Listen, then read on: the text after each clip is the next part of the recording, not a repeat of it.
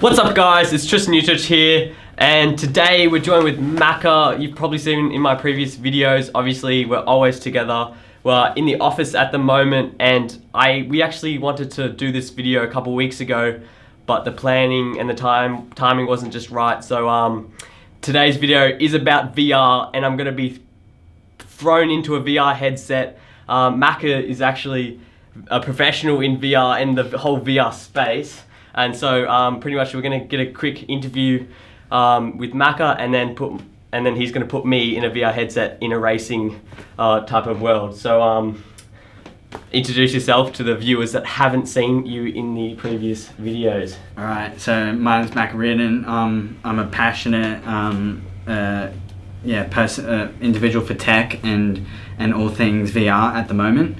And I'm currently heavily involved in sort of the educational side of VR and how the power of VR can be used as a tool in different classroom and educational environments. So like when was your first initial introduction to the VR world? My first introduction, I think there was always a growing understanding of it through social media and articles and stuff.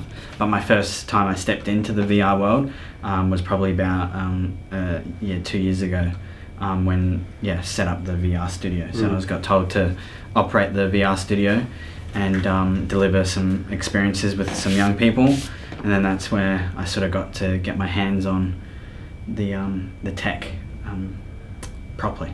Yeah, and for the guys that don't know, my first introduction with VR was like about 4 weeks ago in this room right here, and I was laughing, wasn't I? As soon as I put the headset on, I just started crying. I actually had tears in my eyes, and I had to take the headset off because I was just so blown away by what it actually does. I thought I was actually in a different world, and I didn't think much about VR now, and it's totally changed my whole perspective. Yeah. Don't you reckon? Yeah. Yeah, because when we were hanging out prior to you being in VR, you didn't really understand it, and usually when I tell people you have to get into VR before you actually understand it.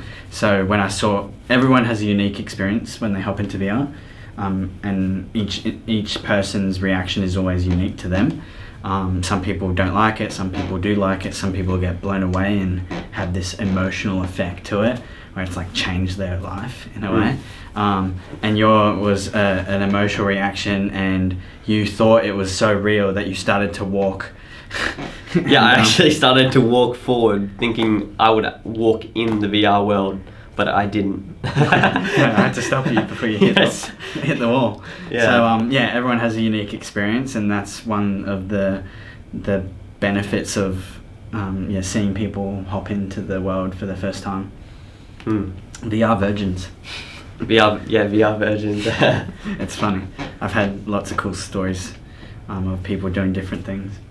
So the question I'm mainly fascinated to really what VR holds for us in the future, because we really just don't know. Technology is moving so fast. So what's your point of view in VR in 5 years, 10 years, 15 years, 20 years?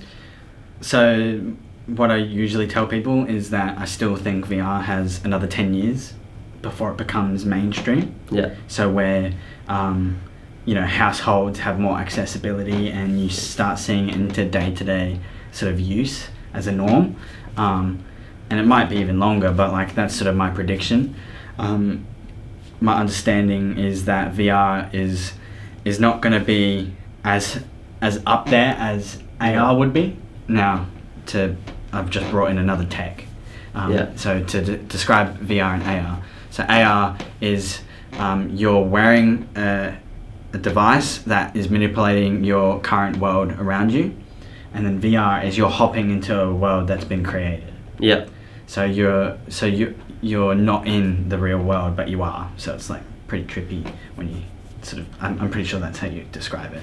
Yeah. And then AR is you're manipulating the current world around you with the digital world. So like I could put a fake dog on the floor, but you could only see that if you wore the digital world glasses, you know. Anyway, so 10 years, I think it'll become more mainstream. then VR at the moment is more of a tool, and it's a very powerful tool.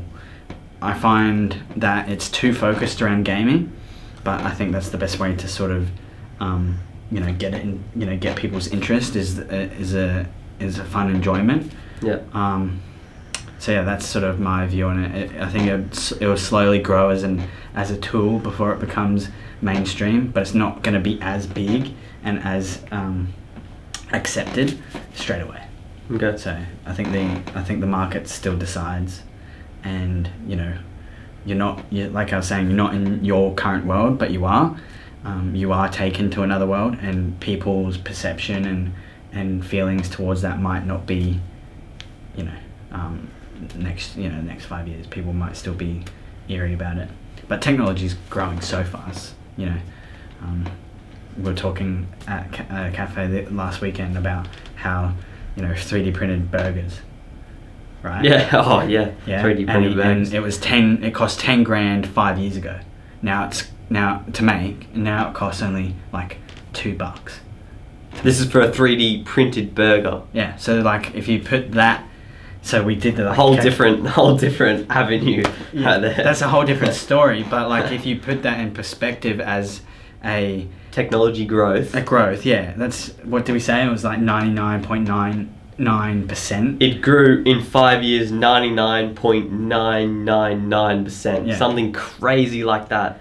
So that's freaking fast. Yeah. Like crazy fast. So we don't know. I say it's still 10 years. But that's 10 years for it to become accepted and mainstreamed. But there's still, it could short track, and the hardware gets so good that you don't need cables. That's right. Which is already out. You can wirelessly do it. But I think it comes down to the cost. It costs probably $5 grand for a proper VR setup. Yep. And that's expensive for a household or a young kid wanting to play VR games. Cool. All right. Well, that's first question, right? Yeah. No. Was that all of them? That was all the questions. Oh. That's all the questions. It was only a short question, so we could jump straight into me trying on and playing the. What are we playing? So I'll explain what's happening. So we've got a VR racing simulator. It's currently set up as just connected to a desk, but it's a Logitech racing wheel with the HTC Vive whacked into Project Cars 2. And basically, the only experience Tristan's done is basically walk around a virtual environment and watch a 360 video. Yeah. So that's all you've done. You've only been... I haven't interacted with it. You haven't done anything with the VR world where you're, shooting stuff or... Yeah. So you've only sort of been a spectator. So this time you're actually hopping in, and I don't know how you go with motion and all this stuff, but it's pretty intense. I'm pretty bad on swings, when I'm swinging. Okay, I'll turn off collision. No, don't. I want the full experience. Full realistic? Yeah, everything realistic. I need to experience it, and if I throw up, it's, fault. So, I'll probably go on first and give you a run through, and you can watch me on the screen. Yeah. And then we'll do a little bit of a competition where I'll drive and do a lap. So I haven't done the racing thing for 6 months. Okay. So I'm basically a newbie. That puts me ahead then. Well, evenly. It's probably good. It'll be fair. Yeah. And what else was I going to say? Yeah, one of the guys did it in my office. Did for the first time. He did the shooting one, and then he hopped into this. And after he got out, he was saying he felt like he was drunk because it had that much effect on him motion wise. All right, I'm pumped. Cool. All right, cool. Yeah, we'll get straight into it. Yo.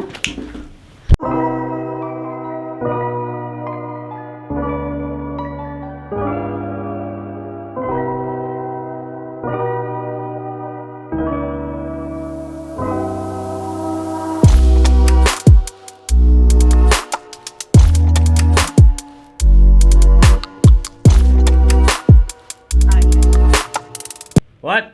Talk to the camera. Where is it? To your right. To your right. Oh, no, put this on. Yeah, what's going on? How's my what? How's my experience? Yeah. Yeah, it's good. I've hit the wall too many times. What car are you driving? Huh?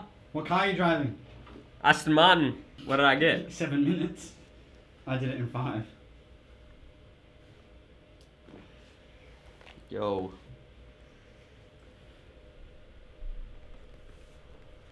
Jeez.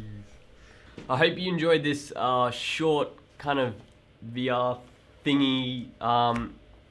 If you liked it, leave a comment below. If you want to see more of this technology type of VR world. Hope you enjoyed my disgusting, terrible driving and Macca's awesome driving, because I was just terrible. And now I feel, yeah. See ya! You!